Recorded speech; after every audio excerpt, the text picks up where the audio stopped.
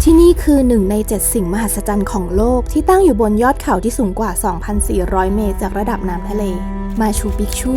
เมืองโบราณของชาวอินคาที่ซ่อนตัวอยู่กลางเทือกเขาแอนดีสอย่างลึกลับเมืองที่เราเคยเห็นแต่ในหนังสือเรียนมาตลอดชีวิตแต่วันนี้เราจะได้มาเห็นด้วยตาตัวเองจริงๆแล้วค่ะการเดินทางจะเป็นยังไงเราจะได้พบเจออะไรบ้างมาติดตามไปพร้อมๆกันใน EP นี้เลยค่ะ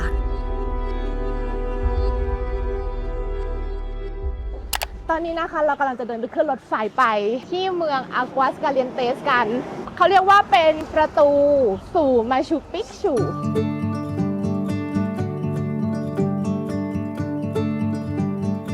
ตอนนี้เรากำลังใกล้ถึงสถานีรถไฟแล้วนะคะสวยอ่ะดูดิบรรยากาศเห็นภูเขานี่คือน้องวัวกวางนี่ไงมี2ตัวเลยตรงประตูนี่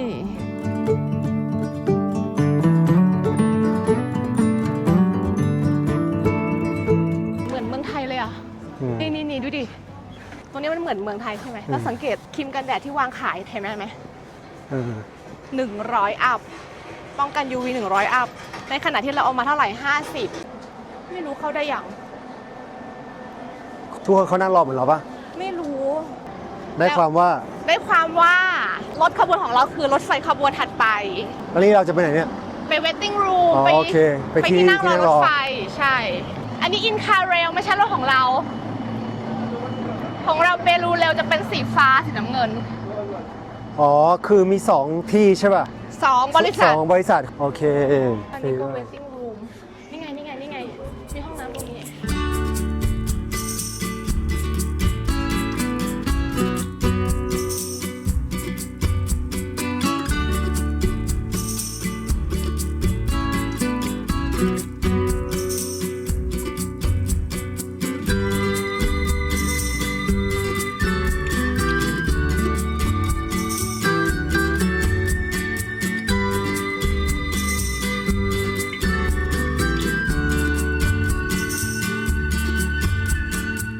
ตอนนี้เรากำลังนั่งรถไฟจากโอยาไตตัมโบนะคะไปที่เมืองอากัวกาเลนเตสถามความรู้สึกหน่อยว่าตอนนี้เป็นยังไงรู้สึกยังไงรู้สึกตื่นเต้นจะได้ขึ้นมาชูปิชูแล้วรถไฟตัวสั้นๆ2 ชั่วโมงบนขบวนรถไฟมีนั้นด้วยมีเพลงเปิดเพลงให้ฟังเดี๋ยวให้ดูข้างหน้ารถนะว่าเป็นยังไงเป็นประมาณนี้ค่ะ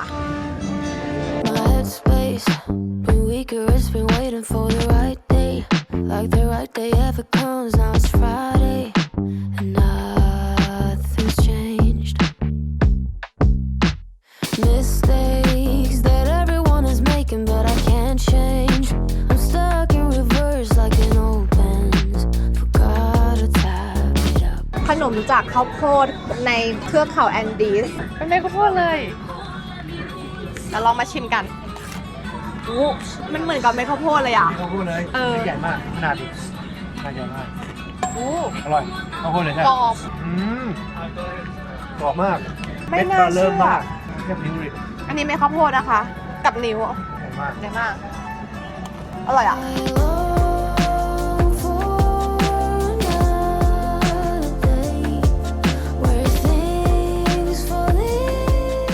ตอนนี้พวกเราก็มาถึงมาชูปิชู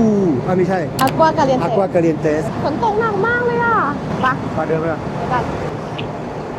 ตอนนี้เกือบบ่าย 2แล้วเราว่าจะไปเช็คอินที่พักก่อนนะคะแล้วก็จะออกมาหาอะไรกิน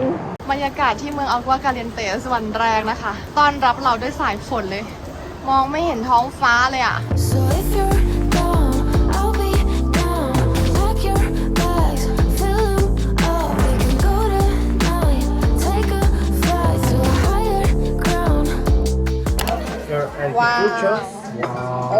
Looks good, eh? Potato with corn. This one is chalaquita. It's a little spicy, okay? Chalaquita, good. And huancaína sauce, okay? Okay, great. Thanks. โอ้โหโคตรสวยเลยและนี่ก็คือปิสโต้ซาวอะไรปิโก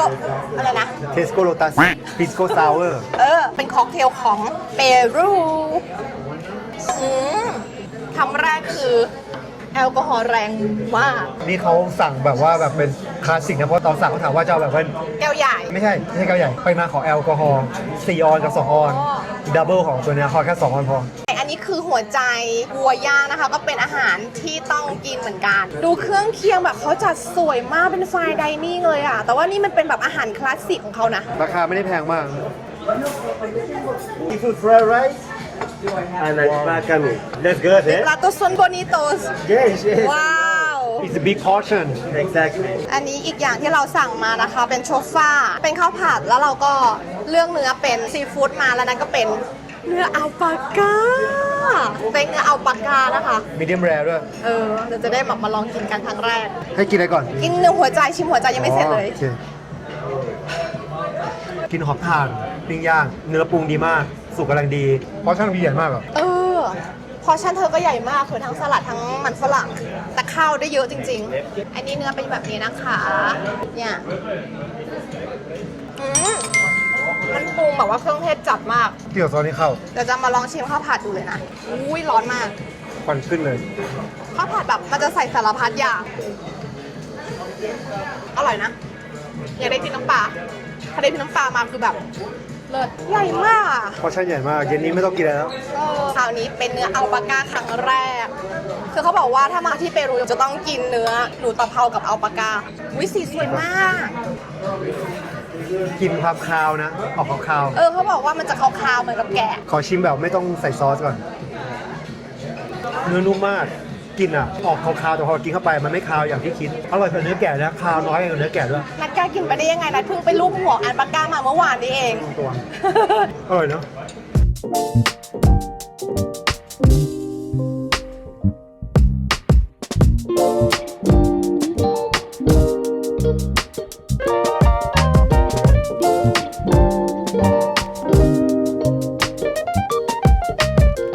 อันนี้นะคะแล้วก็อยู่จุดใจกลางเมืองที่เรียกว่า Statue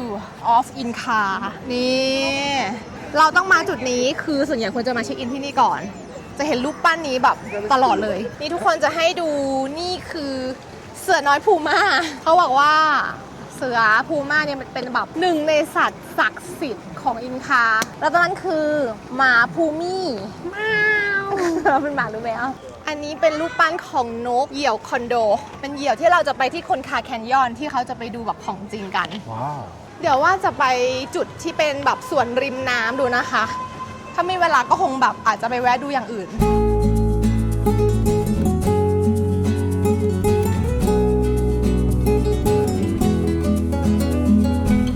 พระอาทิตย์เหมือนใกล้จะตกแล้วอะคือไม่มีเมฆไม่มีแดดแล้วอะ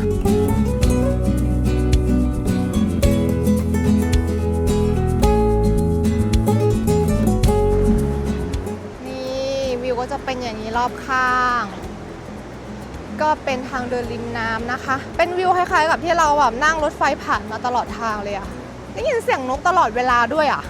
ไม่รู้นกอะไรเหมือนกัน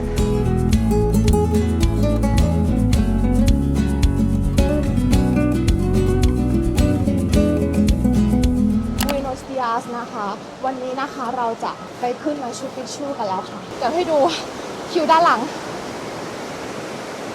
จำนวนคน แถวนู้นอยู่นู่นเลยอ่ะ โอ้ดูคิวนะคะ ยาวมาก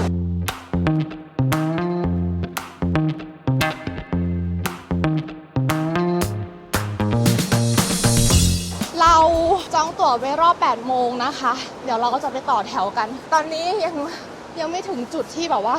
จะขึ้นรถบัสเลย อันนี้แถวที่เราจะไปต่อรอบ 8 โมงนะคะ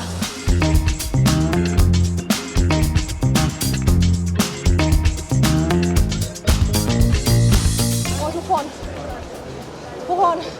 แถวทำไมมันไม่สิ้นสุดปลายทางสักทีนะเมื่อไหร่จะถึงปลายแถว เข้ามาตั้งแต่กี่โมงเนี่ย ที่กับรถกับคุณเปรู ตอนนี้เราขึ้นมาที่รถแล้วนะคะ ก่อนที่จะไปมาชูปิชู นี่คือมาชูบี้ ไม่ต้องรู้หรอกค่ะว่ามาชูแปลว่าอะไร น่ารัก ชื่อของทริปนี้ชื่อโค้ดของมันนี้ ตื่นเต้นไหมปิดปากทำไม วันนี้นะ อันนี้คือภาวนาว่าให้อากาศดีเพราะว่าเมื่อวานอย่าง ฝ ที่ นตกมาถึง อย่างที่เห็นในวิดีโอคือลงจากรถไฟปุ๊บคือฝนกระหน่ำแบบฝนรั่วฟ้ารั่วมากคือวันนี้ก็คือ ฟ้าเปิดแดดออกแต่ก็เขาบอกว่าฝนจะตกเหมือนกันนะ อาจจะเป็นช่วงบ่ายแต่ไม่เป็นไรตอนนั้นเรา กลับแล้ว ตอบประโยคให้จัง โอเค เจอกันค่ะ My headspace been weaker, it's been waiting for the right day. Like the right day ever comes, now it's Friday.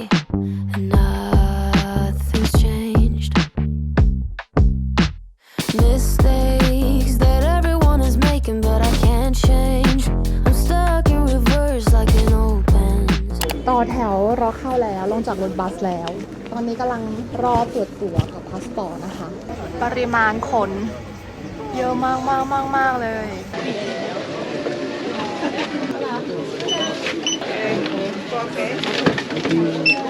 ตอนนี้รอเข้ามาข้างในแล้วนะคะ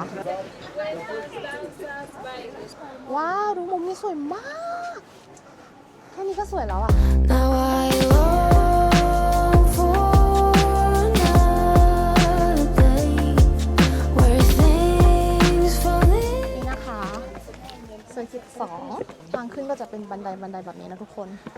วิว เดี๋ยวมาดูตรงนี้กัน มีหมาอยู่ด้วย มุมนี้นะคะเราเริ่มจะเห็นจุดที่แบบอยู่ในโปสการ์ด แต่ว่ามันยังจะเป็นมุมสูงอยู่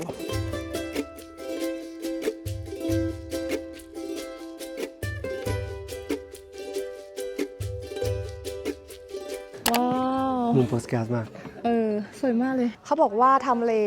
การตั้งมาชูปิกชูเนี่ยมันเป็นทำเลที่ดีมาก เพราะว่าสมัยก่อนตอนที่ สเปนมาบุกรุก ใช่ช่วงยุโรปเขาแบบล่าอาณานิคมกันแล้ว สมัยนั้นยุโรปเขาเป็นแบบเป็นยุคปืนยุคเหล็กอะไรอย่างนี้ใช่ไหมแต่ว่าทางสมัยแบบยุคอินคาเนี่ยเป็นยุคหินไม่ได้มีแบบพวกอาวุธปืนอะไรอย่างเงี้ยเท่าเขาแต่ว่าเขามีทองคำเยอะทำให้สเปนมาล่าอาณานิคมไปทั่วเลยไปทั่วทั้งประเทศเลย แต่เขาไม่สามารถหามาชูปิกชูเจอได้เนี่ยพอมาแบบเห็นแบบภูมิทัศน์ภูมิประเทศอย่างเงี้ยทำให้รู้ว่า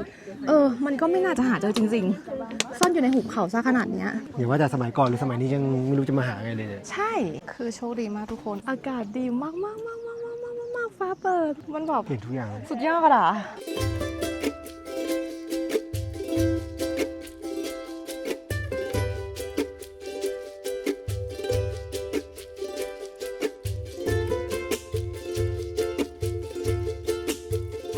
ไกด์ผีเริ่มค่ะ วันนี้ไกด์จะเล่าให้ฟังนะ ที่เนี่ยถูกสร้างขึ้นมาแต่ปี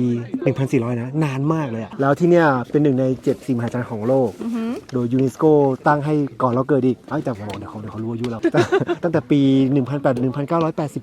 84 อะไรมั้งตั้งแต่ช่วงก่อนโควิดมีคนมาเที่ยวเนี่ยปีหนึ่งประมาณเกือบ2 ล้านคนประมาณ1.5 ล้านมั้งเป็นที่ที่มีคนมาเที่ยวเยอะที่สุดในเซาท์อเมริกา แล้วก็จะบอกว่าเนี่ยภูเขาที่เห็นอยู่ข้างหลังตรงเนี้ยเขาจะเรียกว่ากัวน่าปิชูซึ่งแปลว่ายางผีคือเป็นแบบภูเขาลูกแบบนุ่มๆอ่ะ แล้วมาชูปิกชูแปลว่า ชูปิชูมันเป็นภูเขาเก่าใช่ป่ะ มาชูแปลว่า ชูปิ เก่า ชูแปลว่าโอแปลว่าแก่ ไปต่อกันค่ะ คนเยอะมาก อีกอย่างหนึ่งนะคะ ที่บอกอยากจะให้เป็นคำเตือนแล้วกันสำหรับคนที่จะมาเที่ยวที่นี่นะคะก็คือแป๊บนึงบันไดเยอะมากบันไดเยอะมากเลยอ่ะ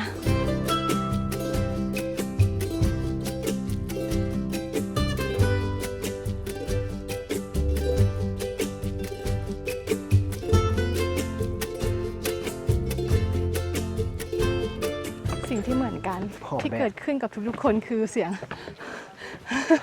มันคือการเดินป่ารูปแบบหนึ่ง แต่ไม่เหนื่อยมากนะเมื่อเทียบกับว่าความสูงมันลดลงมากูสโก้ 3,500 ที่นี่ 2,400 ตรงนี้ลานกว้างเลย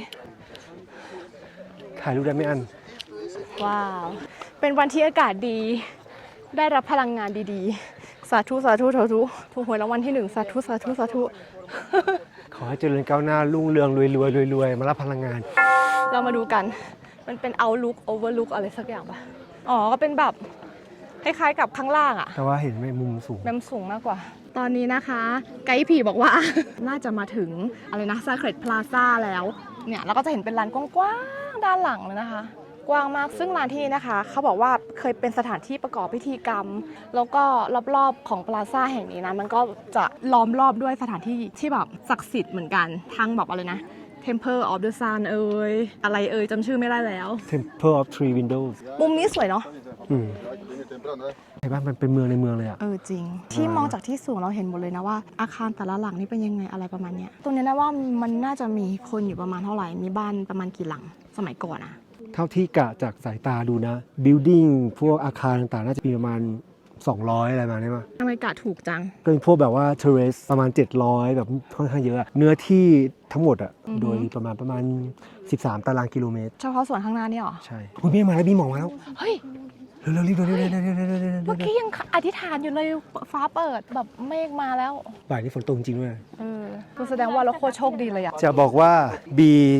จองให้เนี่ยเป็นเส้นทางหมายเลข 2 ซึ่งจริงๆแล้วมันมีทั้งหมด 3 เส้นทางหลักๆ คือ 1 2 และ 3 ใช่ป่ะ เส้นทางแรกอ่ะจะเป็นเส้นทางที่สั้นที่สุด ก็คือว่าจะเดินแค่ upper level จะเห็นแค่วิว postcard view ที่เราเพิ่งเดินมาเมื่อกี้ แต่จะไม่เดินลงมาข้างล่างแบบที่เรากำลังจะไป รูท 2 มันจะได้ครบหมดเลย คือได้ทั้ง upper level แล้วก็ lower level ที่เรากำลังจะไปเนี่ยในขณะที่รูทที่ 3 จะได้แต่ lower level เท่านั้น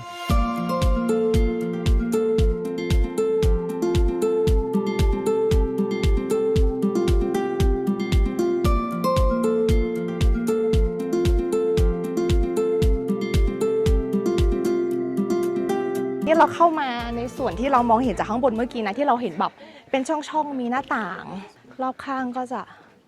ประมาณนี้ทุกอย่างอะเชื่อมด้วยหินหมดเลย บีหันหลัง อู้อู้ทุกคนตรงนี้สวยมาก นี่เป็นขั้นบันไดแต่มาขึ้นข้างบนตรงนี้ก่อนอ๋อก็จะเป็นจุดชมวิวตรงนี้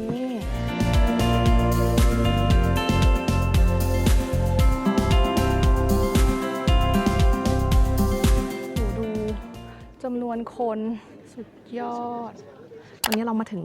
ในจุดที่เรียกว่าอะไรนะ Temple of Three Windows จุดประสงค์ที่เขาสร้างก็คือเหมือนกับว่าไปเชื่อมโยงกับสัตว์ศักดิ์สิทธิ์ของอินคา ซึ่งสัตว์ที่ว่านี้มีอะไรบ้าง ตัวแรกคือเป็นเหยี่ยวคอนดอร์ซึ่งเป็นตัวแทนของสวรรค์ตัวที่สองก็คือเสือพูม่าเป็นตัวแทนของพื้นโลกอะตัวที่สามเป็นตัวงูเป็นตัวแทนของ Underworld ก็คือเป็น3โลกอะสวรรค์โลกแล้วก็ยมโลกว่าไกด์บอกว่าเราผ่านจุดสำคัญมาเมื่อ10 นาทีแล้วไกด์ลืม มือใหม่หัดไกด์อยู่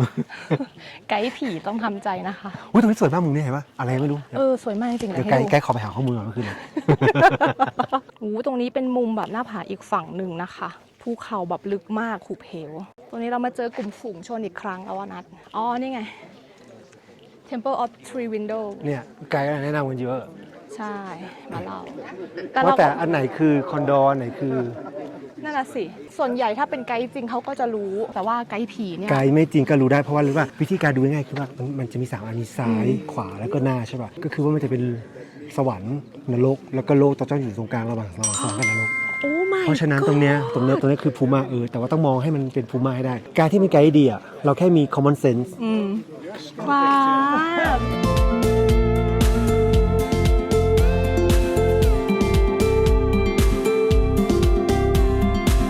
ตอนนี้เรากำลัง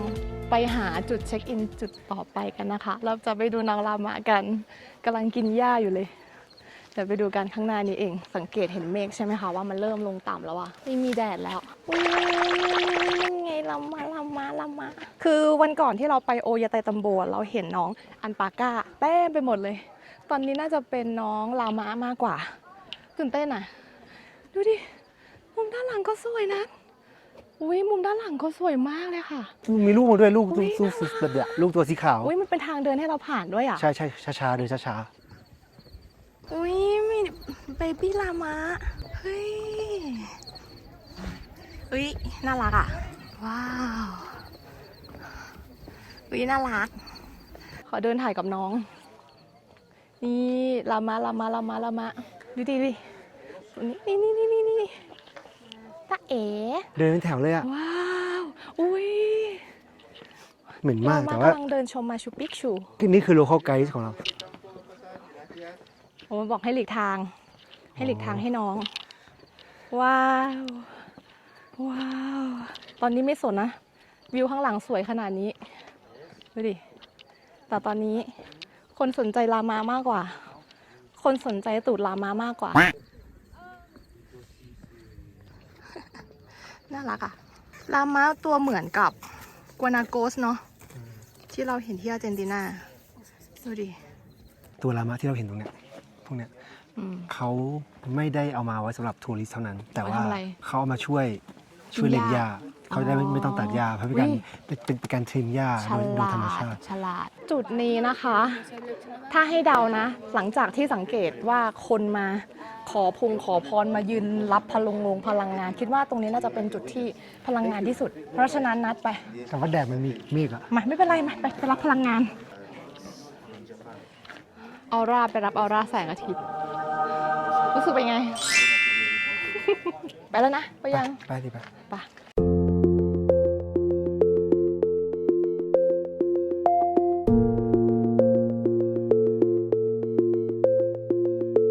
ตรงนี้นะคะเป็นมุมที่สามารถมองเห็น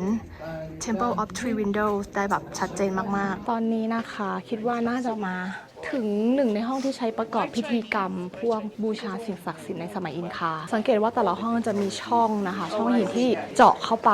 ซึ่งเขาจะเอาไว้วางแบบพวกเครื่องประกอบในการทำพิธีอาจจะไม่ใช่พิธีบูชายันก็ได้แต่ว่าไว้แบบทำพิธีกรรมอะไรต่างๆของเขาในสมัยอินคาแล้วก็ข้างบนนะคะมันก็จะเป็นหลังคาเปิดโล่งเพื่อรับแสงอาทิตย์เป็นการรับพลังงานอันนี้ก็รับพลังงานอยู่นั่นอะ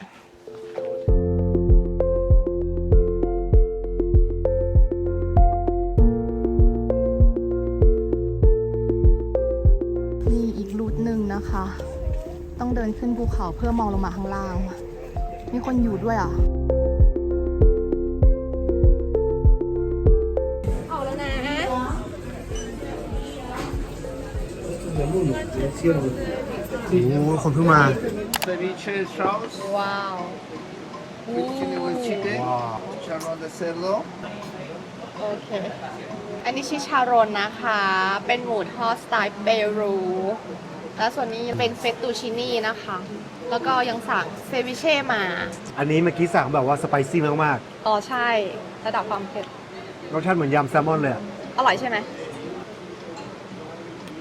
ขอกินแบบไม่นี่ก่อนนะไม่จิ้มซอสเหมือนหมูทอดทั่วไปโอเคกรอบนอกแบบเสียงกรอบเลยอะกรอบเรานุ่มใน ขอมาแวบลองสปาเกตตี้นิดนึงอื้อหือเข้มข้นรสเพสโต้แล้วก็แบบผสมแอลมอนด์นิดนึงด้วย รสชาติดีนะจัดจ้าน วิมันมีอันนี้ด้วยอ่ะสาหร่าย ชิมเซบิเช่ด้วยเหมันยำอ่ะ เหมือนยำเพราะว่ามันคล้ายๆกันทุกร้านนะ อืม ส่วนตัวแต่แค่ตรงนี้มันอาจจะแบบเผ็ดกว่าร้านอื่นหน่อยนิดนึง เพราะเมื่อกี้เราขอสไปซี่ด้วยแหละ ใช่ ของหวานเสียงดังมากเลยดนตรีเนี่ยมันทำเป็นบอลลังแต่ทำเป็นรูปทรงของลาวา แล้วตรงกลางก็เป็น ส้มดองช็อกโกแลต ใช่ ลาวาสีเขียวคือมัทฉะ ไม่ใช่มัทฉะอะไรก็ไม่รู้ มันคือไบโคคาจริงๆแล้ว ข้างในอะนะ เพราะว่าชื่อเนี่ยเพิ่งนึกออกมันชื่ออันนะโวคาโนโคคา นั่นเพราะว่าแล้วมันมัทฉะตรงไหนก่อน มีฟันแฟกจะเล่าให้ฟัง จะสังเกตว่าที่เปรูเนี่ยการขึ้นลูฟท็อปเป็นอะไรที่หายากมาก ทำไมอะ เพราะว่าลูฟท็อปคือชั้นบนสุดของตึกใช่ป่ะ ปัญหาคือที่เปรูเนี่ยชั้นสุดท้ายเขาจะสร้างไม่เสร็จตลอดเลย เพราะว่าจะไม่ต้องจ่ายภาษีไงเพราะฉะนั้นลูฟท็อปที่นี่หายากมาก My headspace been weaker, it's been waiting for the right day. Like the right day ever comes now. หลังจากได้ใช้แต้มบุญไปในเมื่อเช้านี้นะคะ ตอนนี้เราก็ยังอยู่ที่สถานีรถไฟอยู่เลย รถไฟเลทค่ะ เพราะว่ามีการประท้วงเกิดขึ้น ตามที่เจ้าหน้าที่แจ้งมาเขาบอกว่าเกิดอุบัติเหตุหรือเกิดปัญหาอุบิเหตุอะไรสักอย่างเนี้แหละ แต่ทีนี้พอเราหาข่าวแล้วอ่ะ จริงๆแล้วอ่ะปัญหามันเกิดมาจากเหตุการณ์ประท้วงค่ะ คือการประท้วงที่ว่านี้มันเกี่ยวข้องกับความขัดแย้งระหว่าง 2 บริษัทเดินรถ ซึ่งจริงๆอ่ะถ้าใครมาชูปิกชูก็จะมีบริษัทเดินรถแค่เจ้าเดียวเป็นโมโนโพลีก็คือกุนเซนจูน่าจะออกเสียงประมาณนี้ แต่ว่าในเร็วๆนี้จะมีบริษัทอีกบริษัทหนึงที่เข้ามาเป็นคู่แข่ง แต่ทีนี้น่าจะมีการขัดแย้งเกิดขึ้นอะไรประมาณนี้ก็มีการประท้วงเกิดขึ้น ซึ่งที่ตามข่าวมาก็คือ มันมีการเอาก้อนหินอะไรอย่างเงี้ยมาบล็อกทางรถไฟค่ะทำให้ตอนนี้ไม่มีรถไฟเข้าออกมาชูปิกชู แต่น่าจะเริ่มมีการเคลียร์ทางได้แล้วล่ะทุกคนเดี๋ยวจะให้ดูอะไรงงมากทุกคนฝั่งนี้ฝนตกดูดิพอมาดูฝั่งนี้ไม่มีฝนอะไรเลยมากจ้าไมโครคลีเมทที่แท้จริง I long for another day where things fall in. เดี๋ยวเราจะมาอัปเดตนะคะว่าหลังจากที่วันนี้ไปขึ้นมาชูปิกชูมาเนี่ยมันเป็นยังไงเพราะว่า จริงๆอ่ะมาชูปิกชูอ่ะมันไม่ได้อยู่ในบักเก็ตลิสต์ของเราเลยนะแต่ว่าพอมันมาเปรูเราก็ต้องมาชูปิกชูให้ได้ใช่ปะเราก็เลยโอเคมาก็มาทีนี้ด้วยความที่มันไม่ได้เป็นบักเก็ตลิสต์ของเราก็เลยรู้สึกว่ามันเฉยๆก็แค่รู้สึกว่าไปดูแล้วกันสักครั้งหนึ่งในชีวิตวันนี้มันอาจจะเป็นแบบแต้มบุญดีอะไรเจอแสงแดดดีมากๆอากาศดีมากๆข้างบนแสงสวยสุดๆจากที่ตอนแรกเรารู้สึกเฉยๆไม่ได้อะไรนะกลายเป็นว่ามันทำให้เรารู้สึกแบบประทับใจมากๆว้าวมากๆแล้วก็รู้สึกดีเหมือนกันนะที่แบบครั้งหนึ่งในชีวิตเราได้มาเห็น1 ใน 7 สิ่งมหัศจรรย์ของโลกด้วยตาของตัวเองแล้วนะรู้สึกยังไงกับทริปมาชูปิกชูทีมนี้เพราะว่าตอนแรกนะก็บอกเหมือนกันว่ารู้สึกเฉยๆเฉพาะมาชูปิกชูใช่ไหม เฉพาะมาชูปิกชูหลังจากที่ขึ้นไปเมื่อเช้านี้แล้วรู้สึกยังไง ก็สวยดี จบ สวยดีรู้สึกมหัศจรรย์ไงว่า ไม่จากตอนแรกนัด เรื่องราวครับ คาดหวังไหมว่ามันต้องเป็นอย่างนี้นะแล้วก็แบบพอได้ไปเจอของจริงนะรู้สึกยังไง ไม่ได้คาดหวังอะไรมากแต่พอมาถึงเราก็รู้สึกว้าวเพราะว่ามันก็สวยมีเรื่องราวมีสตอรี่มีแบ็กสตอรี่อะไรมากมายที่บีเล่าให้ฟังมาน่าสนใจ บายบายมาชูปิกชูบายบาย Now I long for